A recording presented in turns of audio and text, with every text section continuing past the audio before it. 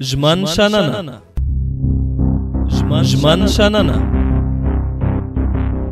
په مختلفو ټولنیزو، اقتصادي، کلتوري او روغتیايي ستونزو تاوده بحثونه او خبرې اترې. په ټولنه کې اساسي ستونزې او ننګونې څه دي او د حل لپاره یې له کومو لارو چارو استفاده کیدلی شي. په یادو مسایلو به په ژمن شننه کې د دولتي ادارو مسؤلینو، د چارو کارپوهانو، قومي مشرانو، دیني علماء کرامو او مدني فعالانو له لوري شننې او بحثونه ترسره شي.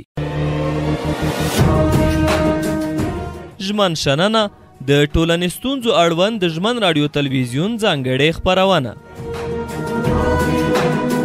ژمن شننه. لکه څرنګه چې په اسلامي ټولنه کې د میراث علم یو اهم علم دی او په نننۍ اسلامي ټولنه کې ورته ډېره اړتیا لیدل کیږي، ځکه چې اکثره داسې حالات زموږ په اسلامي ټولنه باندې شعوري یا غیر شعوري ډول حاکم چې میراث د شریعت موافق نه ویشل کیږي. حتی زیاتره د میراث مستحقین د میراث په لوی لاس محرومیږي. میراث څه ته ویل کیږي؟ ولې اسلام په میراث زیات ټینګار کوي؟ په اسلامي ټولنه کې ښځو ته ولې خپل میراث نه ورکول کیږي؟ دا او دې ته ورته پوښتنه به مو تاسو ته نن ژمن خپرونه ځواب کړي. د ژمن راډیو درنو اورېدونکو ستړي مه شئ. زموږ سره د نن بحث میلمانه ټولنیز فعال محمد عظیم اعظمي او ترڅنګ مفتي سعید. تاسو دواړه ته په خپرونه کې هرکلی وایم. تاسو نه هم مننه. ډېره مننه، خوشحاله اوسئ. مفتي صاحب سعید، لومړی پوښتنه تاسو ته راجع کیږي، میراث یعنې څه؟ بسم الله الرحمن الرحیم. ټولو اوریدونکو ته السلام علیکم ورحمۃ اللہ وبرکاتہ. اصلا کله چې یو څوک مړ کیږي د هغه مال پاتې کیږي، نو همدغه مال په دوی برخه باندې ویشل کیږي. یو ته ترکه ویل کیږي، بل ته میراث ویل کیږي. ترکه هغه مال دی چې هغه د همدې شخص قرضې او داسې نور کفارات هر هغه څه چې د دې د مال نه ادا کیږي د ده په یګې مال پورې تړاو ولري، هغې ته په عموم کې ترکه ویل کیږي. میراث د هغې نه وروسته کله چې د هر څه خلاص شي، ورثو ته ځانګړی مال پاتې شي، هغه دیون قرضې خلاص شي، کفارې خلاص شي، وصیتونه خلاص شي، وروسته مال پاتې شي چې هغه بیا د ورثو ترمنځ تقسیمیږي. هغه مال ځانګړي برخې ته بیا میراث ویل کیږي. نو همدغه د میراث تعریف. ډېره مننه مفتي صاحب. دلته تر ډېره دغه د زموږ موضوع د ښځو اړوند په دغه یا په ښځو موضوع باندې ډېره تمرکز لري یا راڅرخېږي. ښځه د څه ډول میراث حق لري؟ اصلا موږ به داسې ووایو چې د فقها د اسلام نه تاسو پوښتنه خو ډېره غټه ده، نو موږ لږ مجبور تفصیلي جواب. مهرباني. د اسلام نه مخکې ښځې خپله میراث نشو اخیستلی، بلکې ښځه به په میراث وړلی کېدله او ښځه به په قمار کې بایللی کېدله او ښځه به ژوندۍ ښخېدله د خاوند سره. نو همداسې مختلف ظلمونه و چې د ښځې سره کېدل. کله چې اسلام راغلو، نو اسلام بیا همدغې ښځې ته هم د میراث برخه ورکړله. لکه مثال په ډول باندې مونږ ویلی شو د سعد بن ربیع یوه میرمن او دوی لوڼه پاتې شولې. کله چې پاتې شوې دی د احد په غزا کې شهید شو، نو میرمنې راغله نبي علیه الصلاة والسلام ته شکایت وکړ، وی دغه د سعد بن ربیع چې تا ملګری و او تاسو سره په جنگ احد کې شهید شو، نو هغه چې کوم مال پرېښی هغه ټول د ده ورور اخیستی، دغه دوی لوڼې پاتې شوي دي، د دې دواړو دغه تره دوی ته کومه برخه نه ورکوي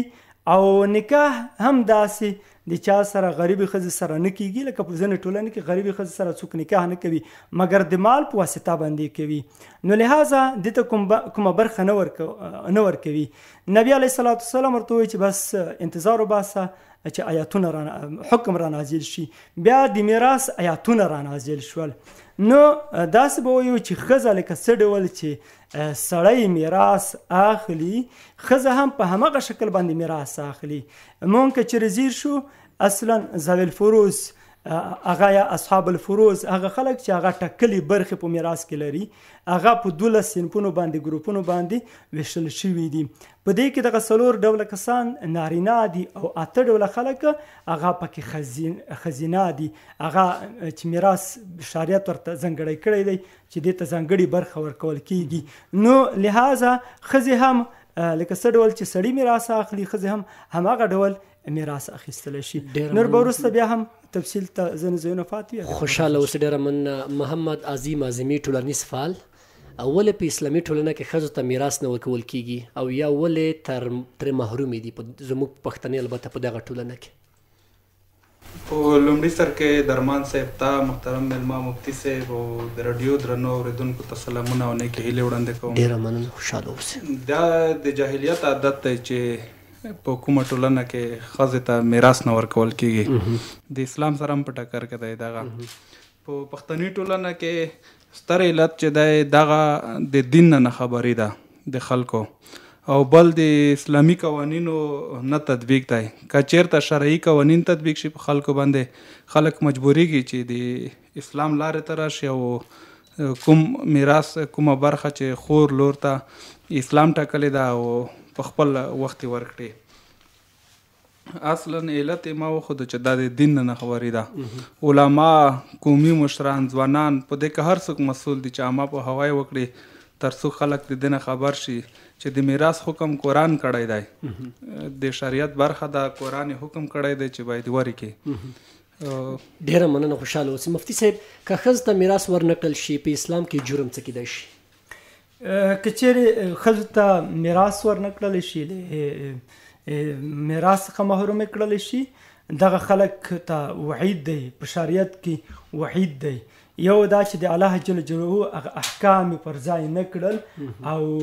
د الله حکم یې مات کړ، د پیغمبر حکم یې مات کړ، نو هغې دپاره قرآن عظیم شان وعید بیانوي. یوه خبره. دویمه خبره، خپله نبي علیه الصلاة والسلام فرمایلی دي څوک چې څوک د میراث څخه محروم کی هغه شخص به الله جل جلاله له جنت څخه محروم کی. نو لہذا نه دا چې یوازې سړي میراث اخلي ښځې میراث نه اخلي، نو باید ښځې ته هغه ډول میراث ورکړلی شي چې شریعت ټاکلی دی، او که ورې نه کړو، خدای مکه که ورې نه کړو، موږ به د هغه واعداتو سره مخامخ شو چې قرآن عظیم شان د الله د امر په متولو، د رسول صلی الله علیه وسلم د امر په متولو کې بیان کړي دي، او رسول الله صلی الله علیه وسلم صراحت کړی دی، په صراحت سره ویلي دي چې دا خلک به الله جل جلاله د جنت څخه محروم کی. نو موږ به د همدې واعداتو سره مخامخ شو. خوشحاله اوسئ. درنو اورېدونکو، دغه خپرونه د یونسکو په مالي ملاتړ د ژمن راډیو څخه خپریږي. عظیمي صاحب، ولې زموږ په ټولنه کې د ښځو په میراث سترګې پټېږي؟ ما خو مخکې درته وویل چې اصلي علت د دین نه خبري ده. که چېرته خلک د دین د احکامو نه خبر شي په دې برخه کې، بیا فکر نه کړم چې څوک په دې برخه کې ناغړي وکړي او خپل خور لور ته میراث ورنکړي. او اصلي علت چې دی هغه بېسوادي او د دین نه خبري ده، بل د اسلامي قوانینو نه تطبیق دی. که چېرته مثلا حکومت یو کس راونیسي چې تا خپل خور لور ته ولې میراث کې برخه نه ده ورکړې، هغه مجبور دی چې بل کس تیار شي دته چې خپل خور لور ته برخه ورکړي په میراث کې. د میراث نه ورکول کومه بده پایله لرلی شي؟ بده پایله خو اقتصادي ستونزې رامنځته کولی شي. مثلا کله چې واده هغه زناناوې یو څوک یې طلاقه کړي، بیرته ورونو ته راشي، ورونه یې نه غواړي، هغه که خپل میراث کې برخه ولري، خپل ځان ته یوه لار پیدا کولی شي، یعنې اقتصادي مشکل یې حل کېږي. او زیاتره دغه ټولنه کې ځینې ستونزې راولاړې شوي دي چې یو څوک نه غواړي خپل خور لور یا هغه د خپل اقرباو ته میراث ورکړي،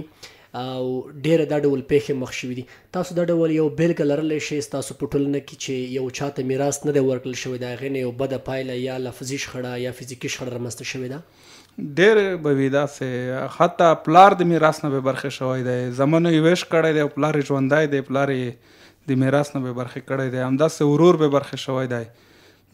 د په ژوندون د خلکو نه هغه ویشلی شوي دي، میراث ویشلی شوی دی، چې کله دی ژوندی وي مثلا بچیانې نه وي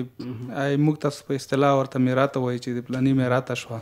په ژوندین یې هغه سړی ژوندی وي د نه یې هغه ویشلی یا میراث او دلته تر ډېره نیوکه هم دغه د هغه باسواده خلک یا هغه روشنفکره خلک یا هغه ځینې هغه کسان چې دوی په دیني علم کې پوهه هم لري هغه هم زیاتره وخت د دوی کورنیو کې ځینې د دوی غړي یا د دوی اقربا د میراث له حقه به برخې پاتې کېږي ولې دلته هغه به برخې پاتې کېږي که څه هم دوی په دې برخه کې کافي اندازه مطالعه هم لري یا دوی له دغه برخې باخبره هم دي نو ژوند یې تاوان ګڼي لکه څه ډول تاوان دلته ستونزې څه ډول ستونزه برپایده کولی شي مثلا داسې خلک شته چې په سلګونو جریبه ځمکه لري سلګونو جریبه ځمکه مارکیټ لري په ښار کې دوکانونه لري کاروبار لري هغه چې کله حساب وکړي چې خور نه دومره سهم وړي زیاته وي زړی نه ورباندې کېږي چې وري کې مفتي صاحب آیا فقط ښځې د میراث حق لري که نارینه هم د میراث حق لرلی شي نه لکه څه ډول چې ښځې د میراث حق لري همداسې نارینه هم د میراث حق لري د نارینه په میراث کې کوم شک نشته د اسلام نه پخوا هم نارینه ته میراث ورکول کېده او د اسلام د راتګ نه وروسته هم نارینه ته میراث ورکول کېده په میراث کې برخه ورکول کېدله خو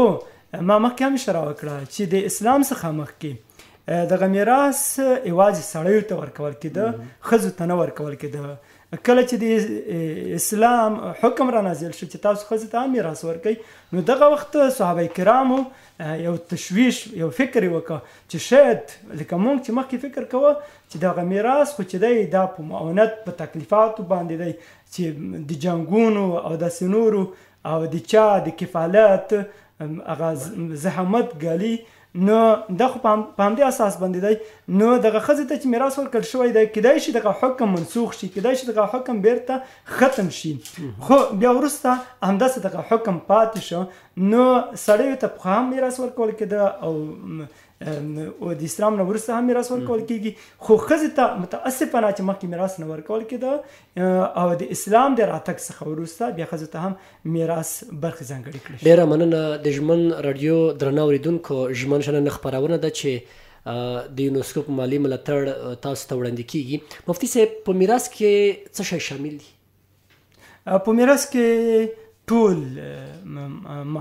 هغه شیان چې هغه مال وي د مال سره تعلق ولري هغه شامل دي لکه مثال په ډول باندې عین وي ذات وي ځمکه ذات دی عین دی هغه په میراث کې شامله ده نور مالونه نقد پیسې موټرې کورونه دغه ټول شامل دي همداسې ځای پر ځای کله نه کله یو نیم حق هم په میراث کې شامل وي لکه مثال په ډول باندې ځینې دعوې خصومتونه چې په هغې کې یو څوک حق لري چې خپله هغه محاکمات په قضا کې په محکمه کې په مخه یوسي خو کله چې هغه سړی مړ شي نو بیا هغه وروسته ورثه کولی شي چې هغه محاکمات دی وکړي نو بیا هم زوات شامل دي او هم منافع وخت پر وخت شامل دي ډېره مناظمي صاحب ول تاسو وړاندې یادونه هم کړې وه چې دلته د بې علمي کچه لوړېدل د دین نه خبري یا د شریعت هغه زموږ د شرعي احکامو څخه نه خبري هغه د دې لامل شوي ده چې زیاتره په ټولنه کې دغه د میراث برخه چې د هغه حیف میل کېږي یا لوټ کېږي او یا خپل خور ورته نه ورکول کېږي ولې د خپل خور او لور میراث لوټ کېږي دلته خو همدغه ستونزه بیا هم دغه پوښتنه تاسو ته راجع کېږي تاسو وړاندې یادونه کړې وه ما هم یادونه کړې وه چې زیاتره دلته په ټولنه کې باسواده خلک شته چې له دغه برخې باخبره دي له دغه برخې دوی هغه خبر لري یا دوی په دغه مطالعه په کافي اندازه مطالعه کړې ده خو بیا هم ولې د خپل خور او لور میراث لوټ کېږي ما خو تا ته مخکې مو ویل چې اصلي علت چې دی بېسوادي او د دین نه خبرې ده علما چې دی په دې برخه کې زیات کار کولی شي د منبر نه باید په دې اړه خبرې وشي خلکو ته مثلا د جمعې په ورځ جمعې په ورځ د زکات عشر سرسایې د په اړه به هغه کېږي د مسایل بیانېږي خو په د میراث په اړه هېڅ هغه چا هم دا هغه بیان نه کړل چې خور لور هم په د پلار په میراث کې برخه لري پلار نه چې شی په میراث پاتې کېږي په دې کې د خور لور د دې ځانګړې برخه شته د علما که په دې برخه کې کار وکړي د منبر نه دا مسایل بیان کې فکر کوم چې خلک حاضر شي خور لور ته په دې برخه کې میراث ورکړي ډېره مننه خوشحاله اوسئ درنو اورېدونکو ژمن شننه خپرونه ده خو لنډه وقفه ده له هغې وروسته بیا هم زموږ سره پاتې شئ ژمن شننه ژمن شننه په مختلفو ټولنیزو، اقتصادي، کلتوري او روغتیايي ستونزو تاوده بحثونه او خبرې اترې. په ټولنه کې اساسي ستونزې او ننګونې څه دي او د حل لپاره یې له کومو لارو چارو استفاده کیدلی شي. په یادو مسایلو به په ژمن شننه کې د دولتي ادارو مسؤلینو، د چارو کارپوهانو، قومي مشرانو، دینی علماء کرامو او مدني فعالانو له لوري شننې او بحثونه ترسره شي. ژمن شننه د ټولنې ستونزو اړوند د ژمن راډیو تلویزیون ځانګړې خپرونه. ژمن شننه. درنو اوریدونکو، بیا هم ستړي مه شئ. ژمن راډیو د ژمن شننه خپرونه ده چې د یونسکو په همکارۍ خپرېږي. مفتي صاحب، ستاسو ته بیا هم پوښتنه راجع کېږي، ښځه د نر په نسبت څومره د میراث حق لري؟ ښځه د نر په نسبت باندې نیمه حق لري، خو ولې داسې نه ده چې همیشه دپاره نیمه برخه حق لري. فرق کوي. ډېر ځله داسې هم کیږي چې یوه ښځه د سړیو نه زیات میراث واخلي. د بېلګې په ډول باندې یو څوک مړ کیږي چې کله مړ شه د همدې شخص یو پلار پاتې کیږي، یوه یې د زوی لور پاتې کیږي او ورسره یې یو خاوند پاتې کیږي. نو کله چې دا درې وړه پاتې شول، اوس به مونږ ګورو خاوند څومره اخلي. خاوند ربع یعنی د مال څلورمه برخه اخلي، او همداسې پلار شپږمه برخه اخلي. سره د تعصیب عصبه هم شمیرل کیږي، او د هغې نه وروسته همدغه د زوی لور یې دوه ثلثه اخلي. نو موږ به مثلا تقریبا له 12 نه پیلوو، معنا دا برخې به ټولې 12 جوړوو. په 12 کې 2 ثلث 8 کېږي، هغه به واخلي. د زوی لور به واخلي، او یو څلورمه ربع چې 3 کېږي هغه به واخلي، خاوند واخلي. پاتې شوه شپږمه برخه چې 2 کېږي هغه به نو هغه اخلي، پلار اخلي. نو لحاظه دلته که مونږ زیر شو، همدې مسله ته زیر شو، دلته همدغه د زوی لور زیاته برخه په ترکه کې یا په همدغه میراث کې اخلي، پاتې شوي مال کې اخلي. نو همیشه دپاره داسې نه ده. زمونږ په ذهنونو کې دا مسله پاتې ده، قراره ثابته پاتې شوې ده، قراره ده ثابته ده چې همیشه دپاره ښځه د سړیو نیمه برخه اخلي. نه، ښځه همیشه دپاره د سړیو نیمه برخه نه اخلي. ځانګړي ځایونه دي چې ورور او خور، ورونه خویندې په یو ځای سره پاتې شي، هلته ښځې بیا د سړیو په مقابل کې، د ورونو په مقابل کې د نیمه برخه اخلي. لکه یو ورور په 2 خویندو باندې حسابېږي، په عامه اصطلاح کې به داسې وایو. نو لحاظه ښځې کله نه کله د سړیو نه زیاته برخه او کله نه کله بیا د هغې نه کمه برخه اخلي. ډېره مننه، خوشحاله اوسئ. اعظمي صاحب، آیا په ټولنه کې د میراث په سر ستونزې، شخړې راولاړ شوي دي؟ تاسو دا ډول یو عملا یو بیلګه لرئ؟ درمان صاحب، اول خو زموږ په پښتني ټولنه کې ډېرې زنانه چې دي، ډېرې خویندې میندې د دې نه خبرې دي چې زه په میراث کې حق لرم. خپله هغه نه خبرې دي. بیا که چېرته احیانا کومې خور لور د میراث غوښتنه کړې ده، د خپل پلار ورور لخوا تهدید شوي دي، وهل شوي دي، په میراث کې برخه نه ده ورکړل شوي، دا ډول به ډېرې پیښې وي. ونه دا پیښې چې کله راولاړ کېږي، ستونزې، مشکلات وي،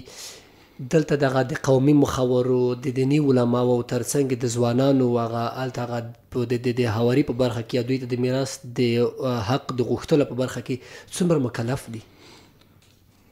قومي مشران په دې برخه کې خو هر مسلمان مکلف دی چې د دې هغه نه دفاع وکړي، میراث حق نه. خور لور چې دا دلته ستر هغه چې دی مشکل کلتوري محدودیتونه دي، چې د کلتوري محدودیتونو له امله بیا محکمې ته نشي عریضه کېدی. هلته بیا بل مشکل دی چې زنانه محکمې ته ځي، خلکو ته شرم بریښي، خپله هغې زنانه ته ځان کم ښکارېږي چې زه ولې لاړه شم هلته په محکمه کې عریضه وکړم. کلتوري محدودیتونه چې د هغې مخه نیولې ده، د دې شی کلتوري محدودیتونه هم یو خنډ بللی شو په دې برخه کې. قومي مشران چې دي هغه چې تر څو دیني علما قومي مشران ځوانان دا خلک اما په هوای ونه کې خلک پوی نه کې دا ستونزه داسې اسانه نه حلیږي. که چېرته یو میرمن یوه نجلۍ یو ښځه خپل حق ونه غواړي دا ستونزه به تر څو پورې پاتې وي؟ ځکه دلته خو موږ تاسو اسلام هغه څه چې اسلام خوښوي یا موږ تاسو ته اسلام راکړي د هغه باید موږ تاسو په ورین تندي ومنو، هغه به هغې غوښتنه باید موږ تاسو وکړو. ولې په ټولنه کې ښځه دې ته زړه نه ښه کوي چې خپل میراث په ښه زړه وغواړي؟ که څه هم دلته کلتوري محدودیتونه دي، ستونزې دي، بیا هم ولې دغه برخه تر اوسه پورې دغه ډول فلج پاتې ده یا کنګل پاتې شوې ده؟ کار نه دی شوی په دې برخه کې، اما په هوای نه دی شوی، خلکو ته د منبر له لارې کار نه دی شوی. او که دا کار ونه شي په دې برخه کې، اما په هوای ونه شي، خلک پوه نه شي، کیدای شي پیړۍ پیړۍ نورم دوام وکړي په پښتني ټولنه کې دا شی. او په بده مرغه چې کله پښتانه د دین نه سر هم قربانوي، خو دین چې د سر قرباني وخت د دوی ورته حاضر شوي دي، او کله چې د مال د قربانۍ وخت راغلی بیا له بده مرغه ډېر خلک په شا شوي دي. لکه ښه مثال دغه میراث بللی شو چې خور لور ته خلک میراث نه ورکوي. مفتي صاحب، که په یوه ټولنه کې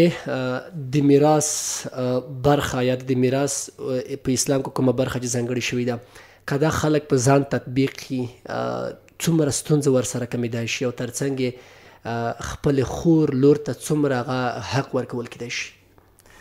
که چیرې د شریعت هر حکم په ټولنه کې تطبیق شي، نه یوازې د لسګونو، نه یوازې د سلګونو، بلکې د زرهاو مشکلاتو مخنیوی کیږي. میراث د اسلام یو اساسي حکم دی چې د میراث پورته کېدل د امت نه د امت د منځه تګ دا د آخر زمانې یوه برخه بلل شوې ده، یوه علامه بلل شوې ده. پیغمبر د خدای فرمایي چې تاسو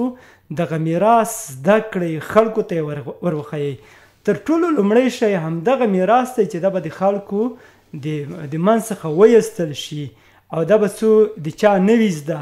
دا به څوک نه تطبیقوي. دا د قیامت یوه نښه بیان شوې ده. لکه څه ډول چې د اسلام څخه مخکې کوم خطرات په کفري ټولنه کې وو، کوم مشکلات وو، د انسان په سترګه ښځې ته نه کتل کېدل، او ښځه د ټولنې یو غړی نه بلل کېده، نو هماغسې کړنه خدای مکه، هماغسې کړنه اوس هم د هغې یو بوی، یو رایحه، یو طرز، یو نمونه روان دي. تر اوسه زموږ ښځې په دې نه دي خبرې چې موږ آیا مالک یو که مملوک یو. موږ همیشه دپاره د ښځو سره، زموږ ټولنه د پښتنو ټولنه همیشه دپاره د ښځو سره د مملوک چلن کوي.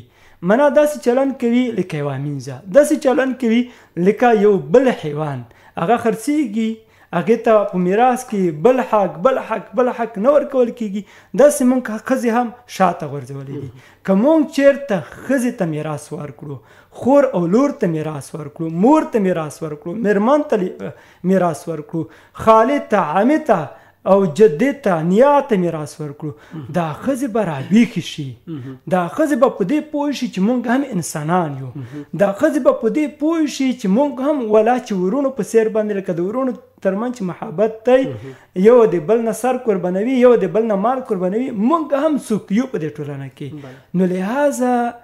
دغه ډېرې ستونزې، ډېر داسې به ووایم چې ډېر فقر، غربت نن په ټولنه کې حاکم دی. یوه ښځه په زرهاو جرابونه میراث، په زرهاو به نه یادوم، په سلاو به یاد کړم، په سلاو به نه یادوم، لسګونو به یاد کړم. لسګونه جربه میراث ورته پاتې شوی دی، خو د میراث نه محرومه شوې ده. اوس هغه ښځه په ټولنه کې ډېر خوارو زر ژوند کوي. هغه چې کله واده شوي هم داسې واده شوي ده چې هغه په ښه لیول باندې نه ده واده شوي. لکه ځینې مخکې اعظمي صاحب اشاره وکړه، وخت کله نه کله وخت نو وخت داسې کېږي یو څوک میراث شي، منا دا ژوندي فروع ونه لري، زوی او لمسی دا خلک ونه لري، ټولې ښځې او لوڼه لمسی دا خلک پاتې شي. چې پاتې شي هغه چې سبا ته ودېږي، نو د همدغې ښځې سره بیا د مملوکې د حیوان چلن کېږي. دا چې کله واده کړلی شي هغسې څه نه ورته اخیستل کېږي، لکه دغه تره زامن یې ترونه یې داسې نور یې چې خپله خور او لور ته اخلي هغه دغسې د کور نه وباسي تش لاس یې وباسي په ډېر کم لباس باندې په ډېر کم شي باندې وباسي او سره د دې چې دوی سره یې په لسګونه جربه ځمکه پاتې وي اوس که مونږ هغه میراث دې ښځو ته ورکړو دا ښځې غني ښځې بلل کېږي او بیا همداسې ښځې سره لکه ما مخکې تاسو ته اشاره وکړه د سعد بن ربیع ښځې نبي علیه السلام ته اشاره وکړه چې دغې لوڼو سره د سعد د لوڼو سره څوک نکاح نه کوي ځکه مال نه لري یتیمې دي که دا مال ولري نو بیا هر څوک زړه ښه کوي چې نکاح ورسره وکړي اوس زموږ په ټولنه کې هم د داسې ښځې سره څوک په ښه زړه باندې نکاح نه کوي ولې ځکه وایي سبا ته یې پلارګنۍ له خوا نه څوک نشته چې غم پوښتنه یې وکړي او څوک نشته چې هغه ډول پیسې ورته مصرف کړي مهر ورته مصرف کړي لکه خپلې خور او لور ته چې مصرفوي نو لهذا یو به دغه ښځې ډېرې قیمتي شي دغه ښځې به هر څوک به زړه ورته ښه کړي چې موږ ورسره نکاح کوو د نکاح مینوال به یې زیات شي بل به غربتونه بیخي د منځه ولاړ شي بل به د ښځې په واقعي ډول باندې له خپلو حقونو به خبرې شي او د انسانانو په سترګه به ورته وکتل ډېره مننه مفتي صاحب تاسو ته دا ډول کومه قضیه په ټولنه کې راوړل شوې ده یا له دا ډول قضیو تاسو خبر شوي یو چې یوې مېرمنې ته میراث ورکړل شوی دی خپل حق ورکړل شوی دی یا د دا ډول قضیو نه تاسو خبر شوي وئ چې یو مېرمنې ته میراث نه دی ورکړل شوی دی هغې نه یوه شخړه یوه ستونزه راولاړه شوې ده او ولې نه داسې ډېر کېږي په ټولنه کې داسې هم شوي دي لکه مخکې عظمي صاحب یادونه وکړله چا یادونه وکړه چې ډېرې شخړې رامنځته شوي دي داسې به وایي چې وخت پر وخت ګزارونه رامنځته شوي دي وهل ټکوله رامنځته شوي دي وخت پر وخت همدغه اعلان ورته شوی دی زما د سترګو لیدلی حال یو وخت ما پېښور کې ژوند کوه نو هلته د میراث یوه خبره وه نو حتی همدغه د ورونو لخوا یې همدغه خویندو ته اعلان وکړلی شو که چیرې تاسو موږ نه میراث واخلئ بیا تل عمر زموږ د تاسو سره بایکاټ دی اوس هم شاید په محاکمو کې ډېرې مسلې داسې وي چې محاکمو ته تللې وي خو البته متاسفانه چې تر اوسه د میراث په هغې برخې باندې په حکم باندې په ټولنه کې ډېر غور نه دی شوی امید لرو چې په راتلونکي کې به انشاءالله وشي مفتي صاحب د ښځو لپاره د میراث غوښتلو په برخه کې لومړۍ سرچینه تر ډېره کومه مهمه ده چې دوی هغې ته خپله مراجعه وکړي یا لاړ شي څو هلته خپل میراث وغواړي لله الحمد اوس شرعي نظام دی او داسې به وایو پرون هم په محاکمو کې د میراث مسله وه نن هم لله الحمد شرعي نظام دی نن خو بیخي پوره شرعي نظام دی تر ټولو لومړی ښځې چې کله حق غواړي هغه ورونه خبر کړي هغه کسان چې دوی ورسره میراث برخه پاتې شوي دي هغه خبر کړي چې موږ ته میراث راکوئ که نه یې راکوئ که ورکوي خو ستونزه محکمه ته ضرورت نشته ستونزې ایجادول ته ضرورت نشته خپله برخه به ورته ورسي که نه ورکول کېده خدای مکه که نه ورکول کېده بیا تر ټولو لومړی اساسي مرجع هغه محکمه ده محکمه ته به رجوع کوي محکمه به هغه حکم بیا طی مراحل نسی په هغې باندې به حکم کوي ډېره مننه اعظمي صاحب پوښتنه تاسو ته راجع کېږي د حل لارې لپاره باید موږ تاسو له کومې لارې کار واخلو له کومې لارې استفاده وکړو څو په ټولنه کې دغه یو بدبخته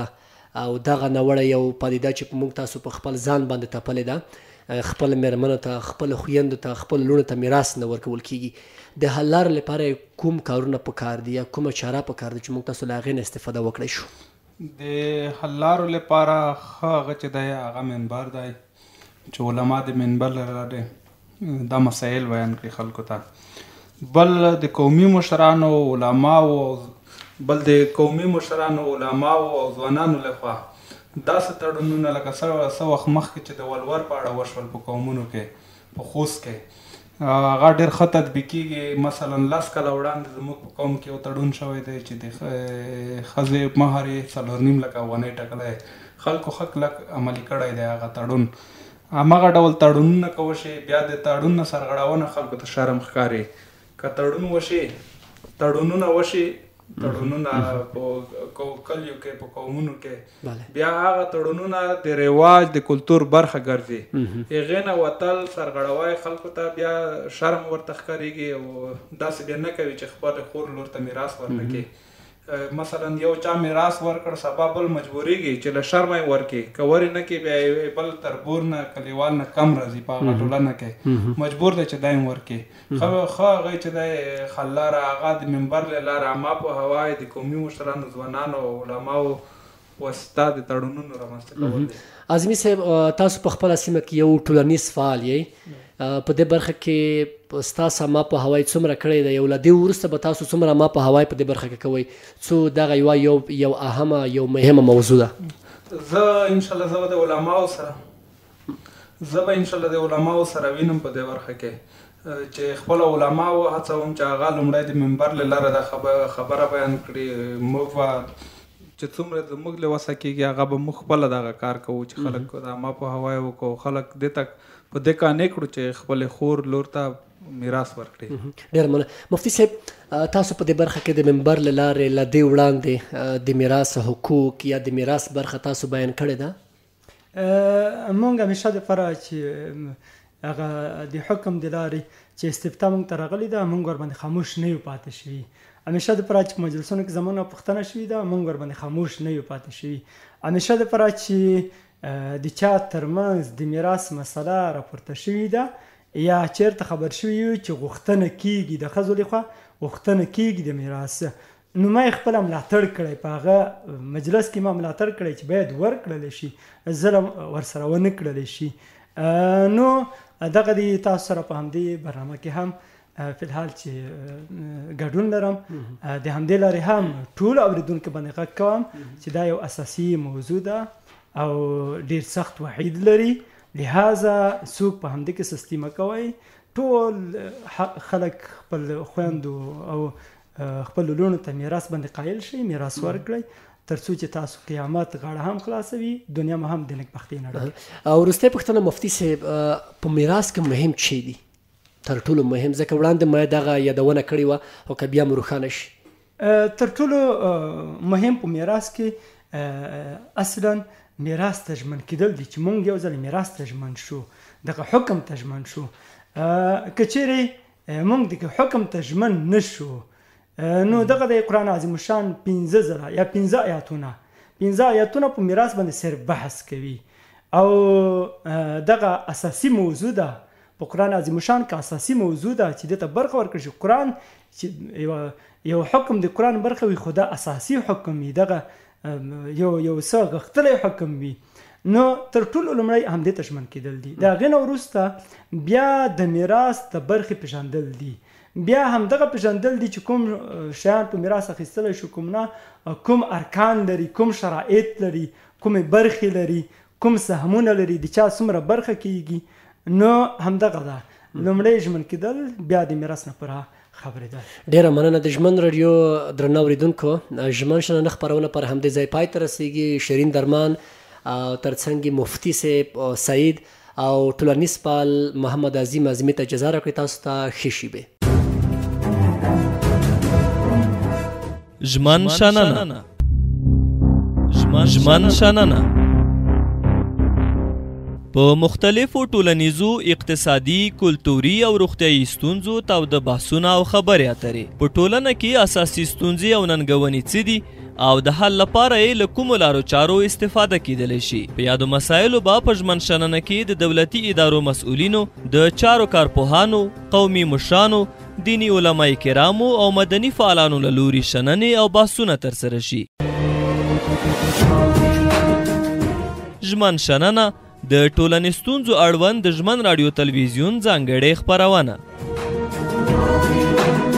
ژمن شننه